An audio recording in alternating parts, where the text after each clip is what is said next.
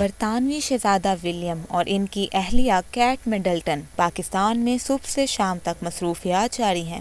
انہوں نے صدر مملکت ڈاکٹر عارف علوی اور وزیر اعظم عمران سے ملاقاتیں کی، جبکہ ایک اسکول کا بھی دورہ کیا۔ تاہم اس دوران خاص بات شہزادی کا لباس تھا، جو سب کی توجہ کا مرکز بن گیا۔ کیٹ مڈلٹن نے پاکستان کا قومی لباس شلوار قمیض زیب تن کیا اور اس عمل نے ان کی آنجہانی ساس لیڈی ڈیانا کی یادیں تازہ کر دی۔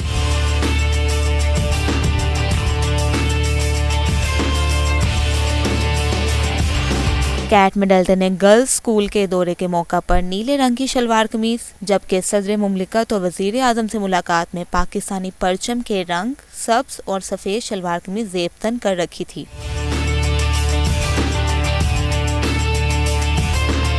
ماضی میں ان کی ساس لیڈی ڈیانا نے بھی 2 بار دورہ پاکستان کے دوران شلوار قمیض پہن کر پاکستانی عوام کا دل جیتا تھا۔ لباس میں مماثلت دنیا بھر میں توجہ کی مرکز، شہزادی کے پاکستانی ملبوسات کا برطانوی میڈیا بھی شیدائی ہو گیا۔